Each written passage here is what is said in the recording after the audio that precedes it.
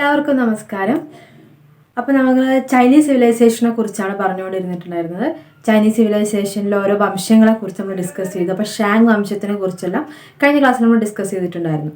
അടുത്തത് ഷാങ് വംശത്തിന് ശേഷം ചൈനയിൽ ഭരിച്ചിട്ടുള്ള ചൗ വംശത്തിനെ കുറിച്ച്, ചൗ ഡൈനാസ്റ്റി, CHOU ചൗ ഡൈനാസ്റ്റിനെ കുറിച്ചാണ് നമുക്കിന്ന് ഡിസ്കസ് ചെയ്യാനുള്ളത്. അപ്പോൾ ഇങ്ങനൊരു വംശത്തിനെ കുറിച്ച് ഈ ഒരു വംശത്തിനെ കുറിച്ചുള്ള എവിഡൻസ് കിട്ടുന്നത് 1950കളിൽ നടന്നിട്ടുള്ള എക്സ്കവേഷനിലാണ്. ചൗ എന്ന് പറയുന്ന ഒരു വംശം ഷാങ് വംശത്തിന് ശേഷം ചൈനയിൽ ഭരിച്ചു എന്ന് തുടങ്ങിയ കാര്യങ്ങളെല്ലാം അറിയുന്നത്. ഇനി ഇവരെ കീഴിലുണ്ടായിരുന്ന ചൗ വംശത്തിന്റെ കീഴിലുണ്ടായിരുന്ന ഒരു പ്രധാന റൂളറാണ് ഷെങ് എന്ന് പറയുന്നത്, CHENG, ഷെങ് എന്ന് പറയുന്ന റൂളർ. അദ്ദേഹമാണ് ഈ ഒരു ചൗ വംശത്തിന് എക്സ്പാൻഷൻ നടത്തിയൊരു ചൈനയുടെ നോർത്ത് വെസ്റ്റ് ഭാഗങ്ങളിലേക്കൊക്കെ എക്സ്പാൻഡ് ചെയ്ത് കൊണ്ടുപോകുന്നത് ഇവരാണ്. ഒരു ചൗ വംശത്തിൻ്റെ ഒരു ഏരിയ എന്ന് പറയുന്നത് ഒരുപാട് വെസ്റ്റേൺ പാർട്സിലേക്കൊക്കെ എക്സ്പാൻഡ് ചെയ്തിട്ട് ബീജിംഗ് മുതൽക്ക് ലോവർ ആങ്സെ റിവർ വരെ അത്രയും വൈഡായിട്ട് കിടക്കുന്ന ഒരു ഏരിയ ആയിട്ടാണ് വന്നിട്ടുണ്ടായിരുന്നത്. ഈ ചൗ വംശത്തിനെ തന്നെ നമുക്ക് വെസ്റ്റേൺ പീരീഡ് വെസ്റ്റേൺ ഏരിയയുടെ ഒരു കാലഘട്ടം അല്ലെങ്കിൽ ഈസ്റ്റേൺ പീരീഡ് അങ്ങനെയൊക്കെ തരംതിരിക്കുന്നുണ്ട്. ചൗ വംശത്തിനെ വെസ്റ്റേൺ, ഈസ്റ്റേൺ തുടങ്ങിയവയായിട്ട് കണക്കാക്കുന്നുണ്ട്. അപ്പോൾ ചൗ വംശത്തിന്റെ ആദ്യത്തെ ഒരു ഘട്ടം എന്ന് പറയുന്നത് വെസ്റ്റേൺ പാർട്ടിലാണ് കൂടുതലായിട്ട് നിലനിന്നിട്ടുണ്ടായിരുന്നത്. അപ്പോൾ ഈ ചൗ വംശത്തിന്റെ ക്യാപിറ്റൽ എന്ന് പറയുന്നത് ഇന്നത്തെ ഷെൻസി എന്ന് പറയുന്ന ഒരു പ്രൊവിൻസിലാണ്, മോഡേൺ സിയാനിൽ. ഇന്നത്തെ സിയാൻ എന്ന് പറയുന്ന പ്രദേശത്താണ് അവരുടെ ക്യാപിറ്റൽ നിലനിന്നിട്ടുണ്ടായിരുന്നത്. അതിനെ ഷെൻസി പ്രൊവിൻസ് എന്നാണ് അറിയപ്പെട്ടിരുന്നത്. വെയ് എന്ന് പറഞ്ഞൊരു വെയ് വാലിയുടെ ഒരു ചേർന്ന ഭാഗങ്ങളിലായിട്ടാണ് ഈ ഷെൻസി പ്രൊവിൻസ് നിലനിന്നിട്ടുണ്ടായിരുന്നത്. ഇന്നത്തെ സെയിനിൽ അതായിരുന്നു അവരുടെ ഒരു പ്രധാന കൾച്ചറൽ സെന്റർ അല്ലെങ്കിൽ ക്യാപിറ്റൽ ആയിട്ട് വരുന്നത് ചൗ വംശത്തിന്റെ. അപ്പം നമുക്കറിയാം ഷാങ് വംശത്തിനെ അറ്റാക്ക് ചെയ്തിട്ട് കീഴ്പ്പെടുത്തിയിട്ടാണ് ഈ ചൗ വംശം രൂപപ്പെട്ടു വന്നത്. അപ്പോൾ ഈ ചൗ വംശത്തിലെ പ്രധാനപ്പെട്ട റൂളറായിരുന്നു ഷെങ് എന്ന് പറഞ്ഞു. എന്തുകൊണ്ടാണ് ചൗ വംശം ഇങ്ങനെ വരാൻ കാരണമായെന്ന് വെച്ചിട്ടുണ്ടെങ്കിൽ, ഷാങ് വംശം ഭരണത്തിലിരിക്കുന്ന സമയത്ത് തന്നെ ഷാങ് വംശത്തിനോടുള്ള എതിർപ്പ് കാരണം ഒരു വിഭാഗം ഡെവലപ്പ് ചെയ്ത് വരുന്നുണ്ടായിരുന്നു. അങ്ങനെ ഷാങ് വംശത്തിന്റെ എന്താ പറയുക, ഒരുപാട് അഴിമതിയും ഒരുപാട് ക്രൂരത നിറഞ്ഞൊരു ഭരണമായിരുന്നു ഷാങ് വംശത്തിന്റെ അവസാനങ്ങളിൽ ഉണ്ടായിരുന്നു. അപ്പോൾ ഈ ഒരു ക്രൂരത നിറഞ്ഞ പ്രവർത്തനങ്ങൾക്ക് അല്ലെങ്കിൽ അഴിമതി ഭരണത്തിന് എതിരെയായിട്ടാണ് ചൗ വംശം ഡെവലപ്പ് ചെയ്ത് വരുന്നത്. അങ്ങനെ ഷാങ് വംശത്തിലെ അവസാനത്തെ റൂളറിനെ ആക്രമിച്ച് ഇല്ലാതാക്കിയിട്ടാണ് ഈ ചൗ വംശം വരുന്നത്. അപ്പം നമ്മൾ പറഞ്ഞു ഷാങ് വംശത്തിലെ അവരുടെ ഒരു അഴിമതിയും കാര്യങ്ങളൊക്കെ ഉണ്ടായിരുന്നു പറയുന്നു.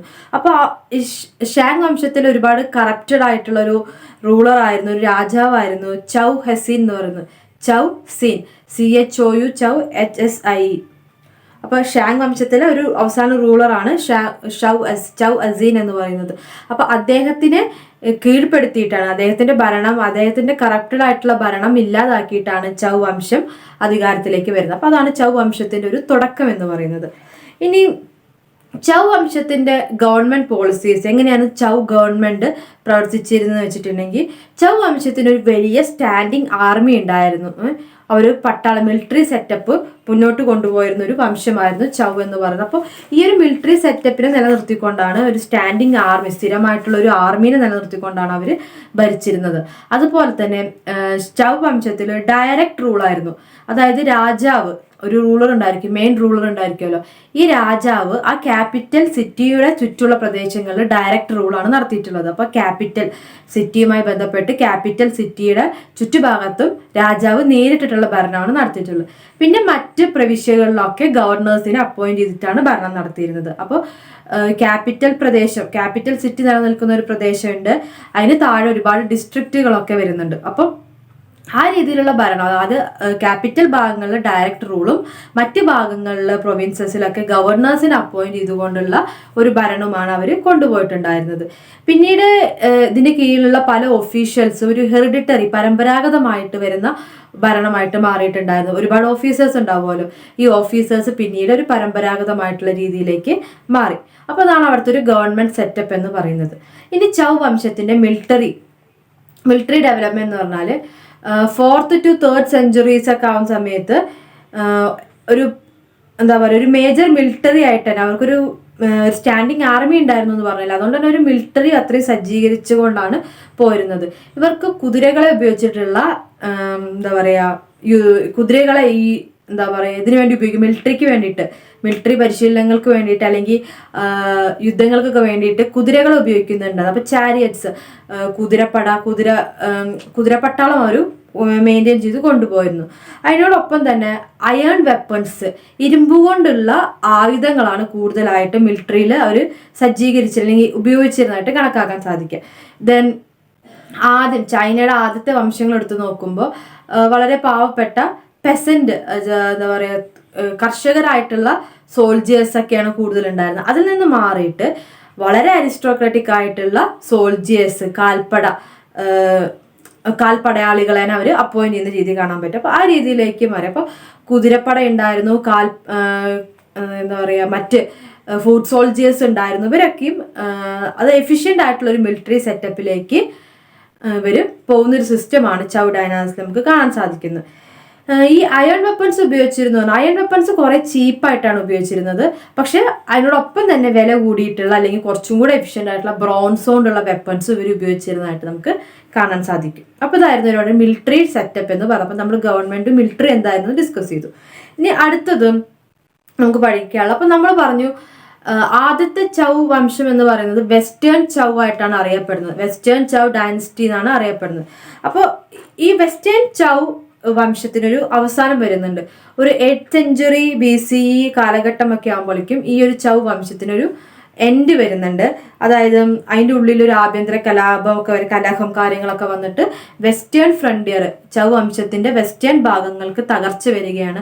കൂടാതെ പുറത്തുനിന്നുള്ള അറ്റാക്സ് നല്ലോണം കൂടുതലായിട്ട് വന്നു. അങ്ങനെ ഒരു 771 BC 771 BCE കാലഘട്ടത്തിലൊക്കെ തന്നെ ഈ ഒരു വെസ്റ്റേൺ ചൗ വംശത്തിന്റെ ഒരു വീക്കസ്റ്റ്, ഏറ്റവും സ്വാധീനം കുറഞ്ഞൊരു ഭാഗമായിട്ട്, ഒരു കാലഘട്ടമായിട്ട് കണക്കാക്കാൻ സാധിക്കുന്നു.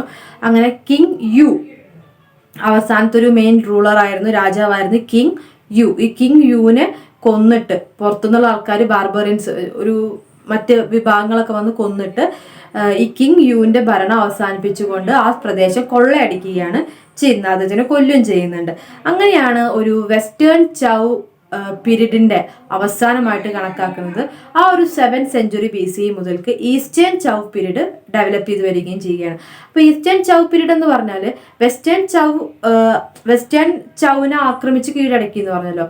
അതിൽ ആക്രമിച്ച് കീഴടക്കി കൊള്ളയടിച്ചതിൽ ബാക്കി വരുന്ന പ്രദേശത്തിനെയാണ് ഈസ്റ്റേൺ ചൗ ആയിട്ട് കണക്കാക്കുന്നത്. അപ്പോൾ വേറൊരു വംശത്തിന് തുടക്കം കുറിക്കൊന്നുമല്ല, ചൗ വംശത്തിൽ തന്നെ റിമൈനിങ് പാർട്സ്, ബാക്കി ഉണ്ടായിരുന്ന ഭാഗങ്ങളാണ് ഈസ്റ്റേൺ ചൗ എന്ന പേരിൽ അറിയപ്പെട്ടുകൊണ്ട് പിന്നീട് നിലനിന്നത്. അതൊരു 771 BCE മുതൽക്ക് 250 BCE വരെയാണ് ഈസ്റ്റേൺ ചൗ പീരീഡ് വരുന്നത്. നമുക്ക് ഈസ്റ്റേൺ ചൗവിനെ കുറിച്ച് ഡിസ്കസ് ചെയ്യാം. ഈസ്റ്റേൺ ചൗ പീരീഡ് എന്ന് പറയുന്നത് നമ്മൾ പറഞ്ഞു 771 BCE to 250 BCE വരെയുള്ള കാലഘട്ടമാണ്. ഈ ഒരു കാലഘട്ടത്തിൽ എന്ന് പറഞ്ഞാൽ നിരന്തരം ചൈനയുടെ ഇതിന്റെ കീഴിൽ വരുന്ന ഒരുപാട് പ്രവിശ്യകൾ ഉണ്ടായിരിക്കുമല്ലോ. ഈ പ്രവിശ്യകൾ തമ്മിൽ നിരന്തരം ഒരു ഐക്യമില്ലായ്മയും കലാപവും ഒക്കെ നിലനിന്നിരുന്ന ഒരു കാലഘട്ടമായിരുന്നു ഈ 500 പീരീഡ്, ഈസ്റ്റേൺ ചൗ പീരീഡിന്റെ ഒരു 250 BCE വരെയുള്ള കാലഘട്ടം എന്ന് പറയുന്നത്. പല പൊസിഷനും വേണ്ടിയിട്ടുള്ള തല്ലുകൾ, അങ്ങനെ ഒരു ആഭ്യന്തരമായിട്ടൊരു ഡിസ്യൂണിറ്റി, ഒരു ഐക്യമില്ലായ്മ കാണാൻ സാധിക്കുന്ന ഒരു കാലഘട്ടമായിരുന്നു ഈസ്റ്റേൺ ചൗ പീരീഡ് എന്ന് പറയുന്നത്. ഈ ഒരു കാലഘട്ടത്തിന്റെ പ്രത്യേകത, റിലീജിയസ് ആയിട്ടുള്ള ഒരുപാട് കാര്യങ്ങൾക്ക് കുറെ ലിമിറ്റേഷൻസ് വന്നിട്ടുണ്ട്. ഇപ്പോൾ കുരുതി, ഹ്യൂമൻ സാക്രിഫൈസ് അടക്കമുള്ള പലതും നിർത്തലാവുന്ന ഒരു കാലഘട്ടമാണ് ഈസ്റ്റേൺ ചൗ പീരീഡ് എന്ന് പറയുന്നത്. റിലീജിയസ് ആയിട്ടുള്ള പലതിനും ഒരു വീഴ്ച സംഭവിച്ചു, അല്ലെങ്കിൽ അതിന് ഒരു പ്രാധാന്യം ലഭിക്കാത്തൊരു സ്ഥിതി ഇത് ലഭിക്കുന്നുണ്ട്. പിന്നെ നോബിൾസിന്റെ പൊസിഷൻ, അതുപോലെ തന്നെ ഒരുപാട് ഓഫീസേഴ്സിന്റെ പൊസിഷൻ ഒക്കെ പരമ്പരാഗതമായിട്ട് ഹെറിഡിറ്ററി വണ്ണായിട്ട് മാറുന്ന ഒരു കാലഘട്ടമാണ് ഇതിൽ കാണുന്നത്. പിന്നെ ലോർഡ്സ്, വെസൽസ്, ഫീവ്സ്, അങ്ങനെ ഒരുപാട് സോഷ്യൽ ക്ലാസിഫിക്കേഷൻ ഒക്കെ ഇവർക്ക് ഉണ്ടായിരുന്നു. ഇങ്ങനെയായിരുന്നു ഈസ്റ്റേൺ ചൗ പീരീഡിന്റെ ഒരു ജനറൽ ആയിട്ടുള്ള കാര്യങ്ങൾ എന്ന് പറയുന്നത്. ഈ ഈസ്റ്റേൺ ചൗ പീരീഡിന്റെ ഒരു പ്രത്യേകത എന്ന് പറഞ്ഞാൽ ടൗൺസ്, നഗരങ്ങൾ കുറേയൊക്കെ ഡെവലപ്പ് ചെയ്ത് തുടങ്ങുന്നത് ഈ ഒരു കാലഘട്ടത്തിലാണ്. അപ്പോൾ ഈസ്റ്റേൺ ചൗ പീരീഡിൽ നഗരങ്ങൾ, ടൗൺസ് ഡെവലപ്പ് ചെയ്യുകയും മെർച്ചൻസ് എന്ന് പറയുന്ന ക്ലാസ് കൂടുതലായിട്ട് ഡെവലപ്പ് ചെയ്ത് വരികയും ചെയ്യുന്നുണ്ട്. അപ്പോൾ എക്കോണമിനെ എടുത്ത് നോക്കുകയാണെങ്കിൽ, സാമ്പത്തിക രംഗം എടുത്ത് നോക്കുകയാണെങ്കിൽ ട്രേഡിന്, വാണിജ്യത്തിന് കൂടുതൽ പ്രാധാന്യം ലഭിക്കുക, മെർച്ചൻസ് കച്ചവടക്കാർക്ക് കൂടുതൽ പ്രാധാന്യം ലഭിക്കുക തുടങ്ങിയവയൊക്കെ ഈ കാലഘട്ടത്തിൽ ഉണ്ടായിരുന്നു. അതിനോടൊപ്പം തന്നെ അഗ്രികൾച്ചർ, സ്വാഭാവികമായിട്ടും അഗ്രികൾച്ചർ, കൃഷി ഒരു പ്രധാന മേഖല തന്നെയാണ്. കൃഷിയിടങ്ങളിൽ ടാക്സ് ഏർപ്പെടുത്തുന്ന രീതിയും ഈ കാലഘട്ടത്തിൽ കാണാൻ സാധിക്കും. അപ്പൊ ഇതിന് വേണ്ടിയിട്ട്, ഇതിന് നടത്തിപ്പിക്കാനൊക്കെ വേണ്ടിയിട്ട് ബ്യൂറോക്രാറ്റ്സ് ഉണ്ടാവുകയും ട്രെയിൻ ചെയ്തിട്ടുള്ള ഒഫീഷ്യൽസ് ഉണ്ടാവുകയെല്ലാം ചെയ്യുന്നുണ്ട്. അപ്പോൾ നമ്മൾ പറഞ്ഞു ഈ ഒരു കാലഘട്ടം എന്ന് പറഞ്ഞാൽ ഒരുപാട് ഡിസ്യൂണിറ്റി, അതിന്റെ മുമ്പ് തന്നെ ഉണ്ടായിട്ടുള്ള ഒരുപാട് പ്രശ്നങ്ങളൊക്കെ ഈ ഒരു ഈസ്റ്റേൺ ചൗ പീരീഡിന്റെ കാലത്ത് ഉണ്ടായി എന്ന് പറഞ്ഞല്ലേ. അതുകൊണ്ട് തന്നെ ഈസ്റ്റേൺ ചൗ പീരീഡില് ഈ യൂണിറ്റി എങ്ങനെ നിലനിർത്താമെന്ന് നിരന്തരം ശ്രമിക്കുകയും അതിനു വേണ്ടിയിട്ടുള്ള പരിശ്രമങ്ങൾ നടത്തുകയും ചെയ്തിട്ടുണ്ട്. അപ്പോൾ ഒരു സ്റ്റെബിലിറ്റി ഉള്ള ഭരണകൂടം ഡെവലപ്പ് ചെയ്യാനാണ് നിരന്തരമായിട്ടുള്ള ശ്രമങ്ങൾ ഇതിൽ നടന്നതായിട്ട് കാണാൻ സാധിക്കുക. അതിനു വേണ്ടിയിട്ട് ഈ പ്രവിശ്യകൾ തമ്മിൽ മാരേജ് അലയൻസസ്, വിവാഹത്തിലൂടെ ബന്ധങ്ങൾ ഉണ്ടാക്കുന്ന രീതി ഇവർക്കുണ്ടായിരുന്നു. അപ്പോൾ ഓരോ പ്രിൻസ്ലി സ്റ്റേറ്റ്സും പരസ്പരം ഉള്ള ആൾക്കാർ തമ്മിൽ കല്യാണം കഴിച്ചുകൊണ്ടൊക്കെയുള്ള ഒരു ബന്ധം ഇവർ നിലനിർത്തി പോരാൻ ശ്രമിക്കുകയും ചെയ്തിട്ടുണ്ടായിരുന്നു. അങ്ങനെ ഒരു പൊളിറ്റിക്കൽ സ്റ്റെബിലിറ്റി നിലനിർത്താനും ഈ ഒരു കാലഘട്ടത്തിൽ ഈസ്റ്റേൺ ചൗ പീരീഡിൽ ശ്രമിച്ചിട്ടുണ്ട്. അപ്പോൾ അതാണ് ഈസ്റ്റേൺ ചൗ പീരീഡിന്റെ ഫസ്റ്റത്തെ ഒരു കാര്യം എന്ന് പറയുന്നത്. ദെൻ അവരുടെ എക്സ്പാൻഷൻ, ബൗണ്ടറീസ് അവരെങ്ങനെയാണ് എക്സ്പാൻഡ് ചെയ്തത് നോക്കാം. നമുക്കറിയാം ഈസ്റ്റേൺ ചൗ പീരീഡ് നമ്മൾ പറഞ്ഞു ഒരുപാട് പ്രവിശ്യകൾ ഉണ്ടെന്ന് പറഞ്ഞല്ലേ. അപ്പോൾ ഒരുപാട് പ്രവിശ്യകളായിട്ട് ഡിവൈഡ് ചെയ്ത് കിടക്കുന്ന ഒരു ഭരണകേന്ദ്രമായിരുന്നു ചൗ പീരീഡ് എന്ന് പറയുന്നത്. ഒരുപാട് പ്രവിശ്യകൾ, ഒരുപാട് പ്രിൻസിപ്പാലിറ്റീസ് ഉണ്ടായിരുന്നു. അപ്പോൾ ഓരോ പ്രിൻസിപ്പാലിറ്റീസ് തമ്മിലും പ്രശ്നങ്ങൾ, യുദ്ധങ്ങൾ തുടങ്ങിയവയൊക്കെ ഉണ്ടതായത് നമുക്ക് കണക്കാക്കാൻ, അല്ലെങ്കിൽ അങ്ങനത്തെ ഒരു സിറ്റുവേഷൻ ആയിരുന്നു പൊതുവെ ഉണ്ടായിരുന്നത്. ഒരുപാട് യുദ്ധങ്ങൾ, സംഭവങ്ങളൊക്കെ ഉണ്ടായിരുന്നതായിട്ട് നമുക്ക് കണക്കാക്കാൻ സാധിക്കും. എന്നാലും ഇവരുടെ ബൗണ്ടറീസ് എക്സ്പാൻഡ് ചെയ്യാൻ മാക്സിമം ശ്രമിച്ചിട്ടുണ്ട്. അങ്ങനെ എക്സ്പാൻഡ് ചെയ്തതിന്റെ ഭാഗമായിട്ട് ചൈനയുടെ തന്നെ ഒരു സദേൺ പാർട്ടായ മഞ്ചൂരിയ വരെ ഇവർ എക്സ്പാൻഡ് ചെയ്യുന്ന ഒരു സിറ്റുവേഷൻ ഉണ്ടായിട്ടുണ്ട്. മഞ്ചൂരിയ എന്ന് പറയുന്ന പ്രദേശം വരെ ഇവരുടെ ഒരു ടെറിട്ടറി എക്സ്പാൻഡ് ചെയ്ത് എടുത്തിട്ടുണ്ട്. പിന്നെ ഈ ഒരു കാലഘട്ടത്തിലാണ് ചൈനയുടെ വൻമതിൽ, the great wall of China, വൻമതിൽ, ചൈന മതിൽ എന്നൊക്കെ അറിയപ്പെടുന്ന ഏറ്റവും വലിയ മതിൽ, അതിന്റെ പണി തുടങ്ങുന്നത് ഈ ഒരു കാലഘട്ടത്തിലാണ്. ഈ ഒരു ഈസ്റ്റേൺ ചൗ പീരീഡിലാണ് ദ ഗ്രേറ്റ് വാൾ ഓഫ് ചൈനയുടെ പണി തുടങ്ങുന്നതായിട്ട് കണക്കാക്കുന്നത്. അവരെന്തിനാണ് അത് ഉണ്ടാക്കി വെച്ചിട്ടുണ്ടെങ്കിൽ മംഗോളിയൻ ഇൻവേഷൻ, മംഗോളിയക്കാരുടെ അക്രമം തടയാൻ വേണ്ടിയിട്ടാണ് ഇവർ ഈ വൻമതിൽ പണിയുന്നത്. അപ്പൊ അതിന്റെ തുടക്കം ഈ ഒരു കാലഘട്ടത്തിലാണ്. അങ്ങനെയാണ് ഇവരവരുടെ ബൗണ്ടറീസ് എക്സ്പാൻഡ് ചെയ്ത് വന്നതും ഇവരെ അറ്റാക്കിൽ നിന്ന് രക്ഷിക്കാൻ വേണ്ടിയിട്ടുള്ള പ്രവർത്തനങ്ങൾ നടത്തിയതെന്നും കണക്കാക്കാം. ഇനി നമുക്ക് ഈസ്റ്റേൺ ചൗ പീരീഡിന്റെ കൾച്ചർ എങ്ങനെയായിരുന്നു നോക്കാം. ഒരു സാംസ്കാരികപരമായിട്ട് അവരെങ്ങനെയായിരുന്നു നിലനിന്നിരുന്നത് നോക്കാം. ഈ ഒരു പീരീഡ് എന്ന് പറയുന്നത് കൾച്ചറൽ പ്രോഗ്രസിന്റെ കാര്യത്തിൽ, സാംസ്കാരിക പുരോഗതിയുടെ കാര്യത്തിൽ ക്ലാസിക് പീരീഡ് ആയിട്ടാണ് കണക്കാക്കുന്നത്. അപ്പൊ ചൗ പീരീഡ് എന്ന് പറയുന്നത്, ഈസ്റ്റേൺ ചൗ പീരീഡ് എന്ന് പറയുന്നത് ചൈനയുടെ കൾച്ചറൽ പുരോഗതിയുടെ ഒരു ക്ലാസിക്കൽ പീരീഡ് ആയിട്ട് കണക്കാക്കുന്നുണ്ട്, ക്ലാസിക്കൽ ഏജ് ആയിട്ടാണ് കണക്കാക്കുന്നത്. അതിന് കാരണം ഒരുപാട് ഹാൻഡിക്രാഫ്റ്റുകൾ, അതായത് കൈത്തറി വ്യവസായത്തിന്റെ, അത് ഒരുപാട് ടെക്നോളജീസ് ഇവർ ഡെവലപ്പ് ചെയ്തതായിട്ടാണ് നമുക്ക് കണക്കാക്കാൻ സാധിക്കുന്നത്. ടെക്നോളജീസ് എന്ന് പറയുമ്പോൾ ഏറ്റവും പ്രധാനമായിട്ട് സ്മെൽറ്റിംഗ് ഓഫ് അയൺ, ഇരുമ്പ് ഉരുക്കുന്ന ഒരു സിസ്റ്റം ഇവർ തുടങ്ങിയിട്ടുണ്ട്. സ്മെൽറ്റിംഗ് ഓഫ് അയൺ അതൊരു പ്രധാനപ്പെട്ട കണ്ടുപിടുത്തമായിട്ട് കണക്കാക്കാൻ സാധിക്കുന്നു. ഈ ഇരുമ്പ് കണ്ടുപിടിച്ച് ഇരുമ്പിന്റെ ഉപയോഗം, സ്മെൽറ്റിംഗ് ഒക്കെ അവർ നടത്തുന്നുണ്ടെങ്കിലും ഇരുമ്പ് പൂർണ്ണമായിട്ടും ബ്രോൺസിനെ മറികടന്നുകൊണ്ട് വരുന്നില്ല. അപ്പൊ ബ്രോൺസിന്റെ സ്ഥാനത്ത് മുഴുവനായിട്ടും ഇരുമ്പ് ഉപയോഗിക്കുന്ന രീതി ഉണ്ടായിരുന്നില്ല. പക്ഷെ എന്നാലും ഇരുമ്പിന്റെ പുതിയ ടെക്നോളജീസ് ഇവര് കണ്ടുപിടിക്കുകയും ചെയ്തിട്ടുണ്ടായിരുന്നു. പിന്നെ നമ്മൾ പറഞ്ഞു ട്രേഡിന് വലിയൊരു ഇമ്പോർട്ടൻസ് ഇവർ കൊടുത്തു തുടങ്ങിയതാണ്, വാണിജ്യത്തിന്. അതുകൊണ്ട് ക്യാമൽ, ഡോങ്കി, ഇപ്പോൾ കഴുത, അതുപോലെ തന്നെയുള്ള ആനിമൽസിനെ ഉപയോഗിച്ചുകൊണ്ട്, ക്യാമലിനെയൊക്കെ ഉപയോഗിച്ചുകൊണ്ടാണ് ഇവർ ഈ ഒരു ട്രേഡ് ആക്ടിവിറ്റീസ് നടത്തിയിട്ടുണ്ടായിരുന്നു. ട്രാൻസ്പോർട്ടേഷൻ, ഒരു സ്ഥലത്ത് നിന്ന് മറ്റൊരു സ്ഥലത്തേക്ക് വസ്തുക്കൾ എത്തിക്കുന്ന ട്രാൻസ്പോർട്ടേഷന് വേണ്ടി ഗതാഗത മാർഗമായിട്ട് ഒട്ടകത്തിനെല്ലാം ഇവർ ഉപയോഗിച്ചിരുന്നത്. സോൾട്ട്, ഉപ്പ്, സിൽക്ക്, അങ്ങനത്തെ കമ്മോഡിറ്റീസ് ഒക്കെയാണ് ഇവർ കൂടുതലായിട്ടും അങ്ങോട്ടും ഇങ്ങോട്ടും ഒക്കെ കൊണ്ടുപോയിരുന്നത്, ട്രാൻസ്പോർട്ടേഷൻ നടത്തിയിരുന്നത്. പിന്നെ ഇവരുടെ ഒരു പ്രത്യേകത എന്ന് പറഞ്ഞാൽ കോപ്പർ കോയിൻസ് ഇവർ ഇൻട്രൊഡ്യൂസ് ചെയ്തിട്ടുണ്ടായിരുന്നു.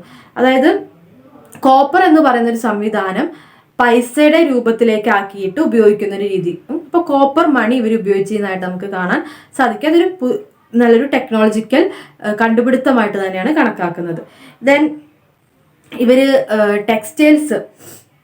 ചൈനീസ് ടെക്സ്റ്റൈൽസ് ഒരുപാട് എക്സ്പോർട്ട് ചെയ്യുന്ന രീതി ഉണ്ടായിരുന്നു. പ്രത്യേകിച്ചും സിൽക്കും മറ്റ് നാച്ചുറൽ ആയിട്ടുള്ള പ്രകൃതിദത്തമായിട്ടുള്ള ഉൽപ്പന്നങ്ങളെല്ലാം ഇവർ അങ്ങോട്ടും ഇങ്ങോട്ടൊക്കെ എക്സ്ചേഞ്ച് ചെയ്യുന്ന സ്ഥിതിയുണ്ട്. അപ്പോൾ സിൽക്കിന്റെ ഒരു ട്രേഡ് ആ കാലഘട്ടത്തിൽ ചൈനയിൽ പ്രധാനമായിട്ടും ഉണ്ടായിരുന്നു.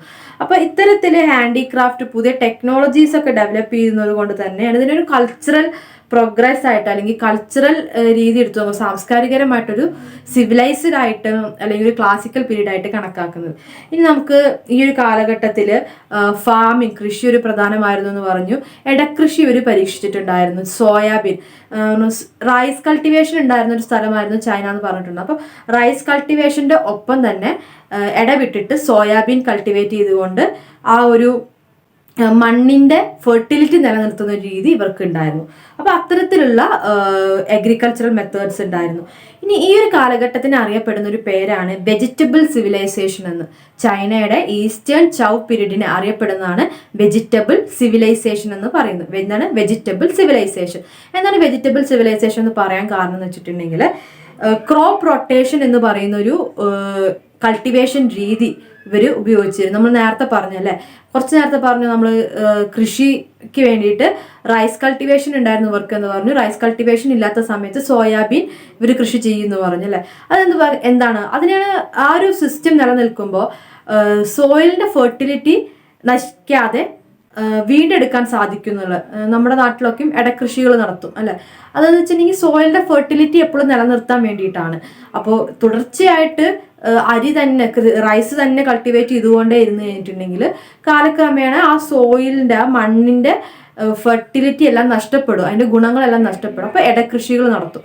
അപ്പോൾ റൈസിന്റെ ഒരു പീരീഡ് ഉണ്ടായിരിക്കും റൈസ് കൾട്ടിവേഷന്. അത് കഴിഞ്ഞിട്ടുണ്ടെങ്കിൽ സോയാബീനോ മറ്റ് ക്രോപ്സോ ഒക്കെ അവർ കൾട്ടിവേറ്റ് ചെയ്തിട്ട് നഷ്ടപ്പെട്ടു പോയിട്ടുള്ള ധാതുക്കൾ അവർ നിലനിർത്തുക മണ്ണിൽ. അങ്ങനെ ഉള്ള കൾട്ടിവേഷൻ രീതി ഇവർ തുടങ്ങിയിട്ടുണ്ടായിരുന്നു. അപ്പോൾ അതൊരു വലിയൊരു അന്നത്തെ ഒരു ടെക്നോളജിക്കൽ ആയിട്ടുള്ള വലിയൊരു കണ്ടുപിടുത്തം തന്നെയായിട്ടാണ് കണക്കാക്കുന്നത്. അതുപോലെ തന്നെ നമ്മൾ പറഞ്ഞു ഇതന്നെ സോയിൽ ഫെർട്ടിലിറ്റി നഷ്ടപ്പെടാതിരിക്കാൻ ഈ ക്രോപ്പ് റൊട്ടേഷൻ എന്ന് പറയുന്ന സിസ്റ്റം ഇടകൃഷികൾ നടത്തിക്കൊണ്ട് അവർ സോയിലിന്റെ ഫെർട്ടിലിറ്റി നിലനിർത്തിയിരുന്നു. പിന്നെ അതുപോലെ തന്നെ ഒരു ചെരിഞ്ഞ പ്രദേശമാണ്, മൗണ്ടെയിൻസും ഹിൽസും ഒക്കെ ഉള്ള പ്രദേശമാണ്, കുന്നും ചെരുവൊക്കെ ഉള്ള പ്രദേശമായതുകൊണ്ട് തന്നെ മണ്ണിടിച്ചിലിന് മണ്ണൊലിപ്പിനുള്ള സോയിൽ ഇറോഷനുള്ള സാധ്യത വളരെ കൂടുതലാണ്. അതില്ലാതിരിക്കാൻ വേണ്ടിയിട്ട് അവിടെ പ്രത്യേക തരം ക്രോപ്സ് കൾട്ടിവേറ്റ് ചെയ്തുകൊണ്ട് മണ്ണിന്റെ മണ്ണൊലിപ്പ് ഇല്ലാതിരിക്കാൻ, മണ്ണ് നഷ്ടപ്പെട്ടു പോവാതെ ഒരു സോയിൽ ഇറോഷൻ ഉണ്ടാവാതെ സോയിലിനെ സംരക്ഷിച്ചു പോകുന്ന ഒരു രീതിയും ഇവർക്ക് ഉണ്ടായിരുന്നു. അപ്പൊ അത്തരത്തിലൊരു കൾട്ടിവേഷൻ രീതി ഉള്ളത് കൊണ്ട് ഇവരെ വെജിറ്റബിൾ സിവിലൈസേഷൻ എന്നൊരു പേരിൽ ഈ ചൈനീസ് ഈസ്റ്റേൺ ചൗ പീരീഡ് അറിയപ്പെടുന്നുണ്ട്. ഇതാണ് വെജിറ്റബിൾ സിവിലൈസേഷൻ.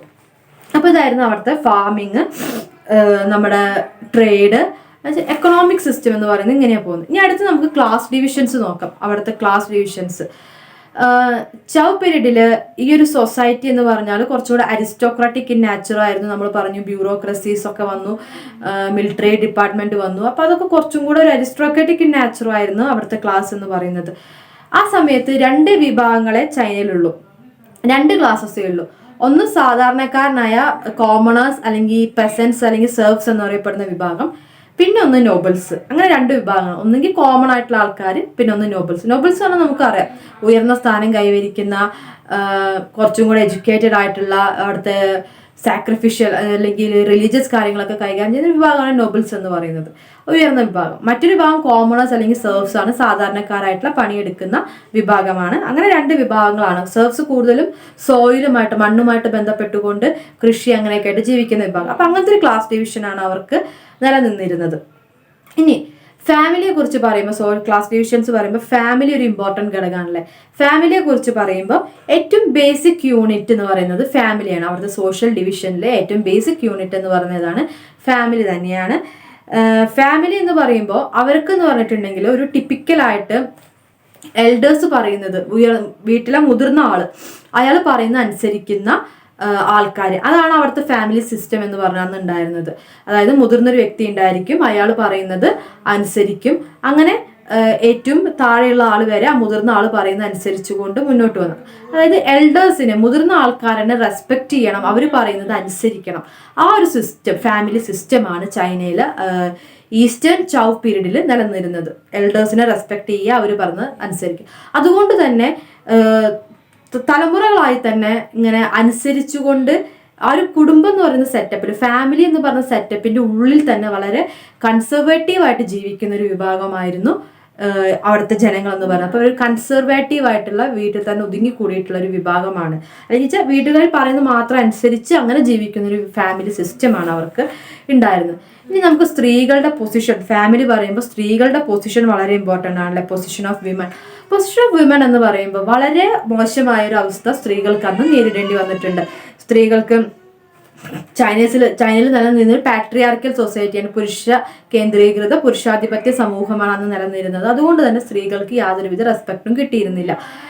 ഡിവോഴ്സ് എന്നൊക്കെ പറയുന്നത് വളരെ അപൂർവമായി മാത്രം കൂടുതലും സ്ത്രീകൾ അങ്ങനെ അനുസരിച്ച് പോകും, വളരെ താഴ്മയോടുകൂടെ അനുസരിച്ച് പോകുന്നൊരു സിസ്റ്റമാണ് ഉണ്ടായിരുന്നത്. അഥവാ ഡിവോഴ്സിന് മുൻകൈ എടുക്കുകയാണെങ്കിൽ തന്നെ ആണുങ്ങളാണ് അത് ചെയ്യുക. പുരുഷന്മാരാണ് ഡിവോഴ്സിന് കൊടുക്കുക. പുരുഷന്മാർക്ക് മാത്രമേ ഡിവോഴ്സിന് അപ്ലൈ ചെയ്യാനുള്ള അതിനുള്ള അവകാശം ഉണ്ടായിരുന്നുള്ളൂ. പുരുഷന്മാരെ ഡിവോഴ്സിന് വേണ്ടിയിട്ട് കൊടുക്കുകയുള്ളൂ. അപ്പോൾ സ്ത്രീകൾ എപ്പോഴും അനുസരിച്ച് പോകുന്ന ഒരു സിസ്റ്റമാണ് ഉണ്ടായിരുന്നത്. ഈ ഒരു കാലഘട്ടത്തിൽ പോളിഗമി എന്ന് പറഞ്ഞ ഒന്നിൽ കൂടുതൽ ഭാര്യമാരുണ്ടായിരിക്കുക, അങ്ങനത്തെ സംവിധാനങ്ങൾ വളരെ കോമൺ ആയിരുന്നു. പോളിഗമി എന്ന് പറഞ്ഞ സിസ്റ്റം വളരെ കോമൺ ആയിരുന്നു. അപ്പോൾ ചൈനീസ് നമ്മൾ ഫാമിലിയെ കുറിച്ച് പറഞ്ഞല്ലേ, വളരെ കൺസർവേറ്റീവായിട്ട് എൽഡേഴ്സ് പറയുന്ന അനുസരിക്കുന്നത്. അപ്പോൾ ആ ഒരു വ്യവസ്ഥിതി തന്നെയാണ് സ്ത്രീകളുടെ കാര്യത്തിലും ഉണ്ടായിരുന്നത്. സ്ത്രീകൾ ഇങ്ങനെ അവർ പറയുന്നത് കേട്ടിട്ട് വളരെ അടങ്ങി ഒതുങ്ങി അങ്ങനെ ജീവിക്കുന്ന ഒരു സിസ്റ്റമാണ് ഉണ്ടായിരുന്നത്. പിന്നെ ഇവരൊരു പ്രത്യേകത എന്ന് പറഞ്ഞിട്ടുണ്ടെങ്കിൽ വളരെ ചെറിയ തെറ്റുകൾക്ക് പോലും കുടുംബങ്ങളുടെ ഉള്ളിൽ വലിയ രീതിയിലുള്ള പണിഷ്മെന്റ്സ് ഉണ്ടായിരിക്കും. ഡിസിപ്ലിൻഡ് ആയിരിക്കുക, ഒബീഡിയൻ്റ് ആയിരിക്കുക, അനുസരണയോട് കൂടിയിട്ട് ജീവിക്കുക എന്നത് അവർക്ക് മസ്റ്റ് ആയിരുന്നു. അതുകൊണ്ട് തന്നെ ചെറിയ തെറ്റുകൾക്ക് പോലും വളരെ വലിയ ശിക്ഷകൾ ഈ കുടുംബങ്ങളുടെ ഉള്ളിൽ നിന്ന് ലഭിച്ചിരുന്നു. ആ ഒരു സിസ്റ്റമാണ് ഉണ്ടായിരുന്നത്. അതാണ് ഫാമിലി, പൊസിഷൻ ഓഫ് വിമൻ എന്നൊക്കെ പറഞ്ഞാൽ. ഇനി അടുത്തത് റിലീജിയൻ, മതങ്ങളെ കുറിച്ച് പറയുമ്പോൾ ആദ്യകാലങ്ങളിൽ ഉണ്ടായിരുന്ന പോലെ ഹ്യൂമൻ സാക്രിഫൈസസ്, മനുഷ്യക്കുരുതികൾ അതൊക്കെ കുറഞ്ഞു വന്നിട്ട് ഹ്യൂമൻ സാക്രിഫൈസ് എന്ന് പറയുന്നത് ഇല്ലാതെ തന്നെ ആയ സിസ്റ്റമാണ് ഉണ്ടായിരുന്നത്. അതുപോലെ തന്നെ വളരെ പ്രകൃതിനെ ആരാധിക്കുന്ന ഒരു സിസ്റ്റം ഉണ്ടായിരുന്നു എന്ന് പറഞ്ഞു.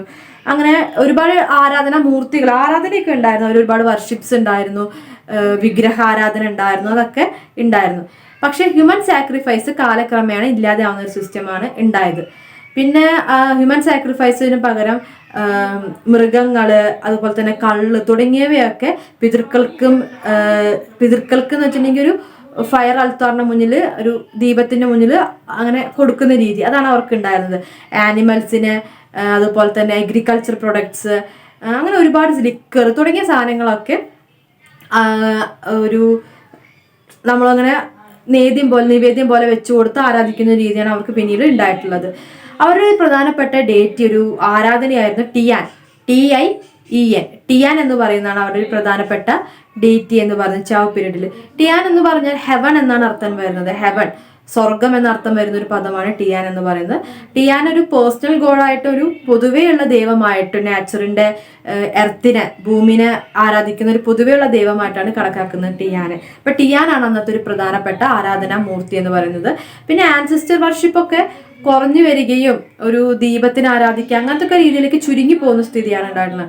ഒരു വലിയ എന്താ പറയുക, ട്രഡീഷണൽ ആയിട്ടുള്ള സെറിമണീസ് അതൊന്നും അത്ര ഇതായിട്ടുണ്ടായിരുന്നില്ല. എന്നാൽ അവർ ദിവസേനയുള്ള ജീവിതത്തിൽ അവർ ഒരുപാട് പൂജകൾ കാര്യങ്ങളൊക്കെ ചെയ്യുമായിരുന്നെങ്കിലും വർഷിപ്പിംഗ് അങ്ങനെ വളരെ ഇതായിട്ടുണ്ടായിരുന്നില്ല എന്നാണ് കണക്കാക്കാൻ സാധിക്കുന്നത്. ഭൂമിനെ വർഷിപ്പ് ചെയ്യുക അങ്ങനത്തെ സിസ്റ്റമാണ് കൂടുതലായിട്ട് ഉണ്ടായിരുന്നത്. അപ്പോൾ ഇതാണ് അവരുടെ റിലീജിയൻ എന്ന് പറയുന്നത്. ഇനി അടുത്തത് ലിറ്ററേച്ചറെ കുറിച്ച് സംസാരിക്കുമ്പോൾ സാഹിത്യപരമായിട്ടുള്ള കാര്യങ്ങൾ, ലിറ്ററേച്ചർ, ഫിലോസഫി, ചൗ പീരീഡിൽ ലിറ്ററേച്ചറും ഫിലോസഫിയൊക്കെ എങ്ങനെയാണെന്ന് നമുക്ക് ഡിസ്കസ് ചെയ്യാം. പല ടെക്സ്റ്റുകളും ആ കാലഘട്ടത്തിലായിട്ടുള്ള പല ബുക്സും കണ്ടെത്തിയിട്ടുണ്ട്. അപ്പോൾ ലിറ്ററേച്ചർ ആൻഡ് ഫിലോസഫിക്ക് അവർ പ്രാധാന്യം കൊടുത്തിരുന്നു എന്ന് വേണം മനസ്സിലാക്കാൻ. നമ്മൾ ആദ്യം പറഞ്ഞിട്ടുണ്ടായിരുന്നു ഒറാക്കിൾ ബോൺസിനെ കുറിച്ചൊക്കെ പറയുന്നത്.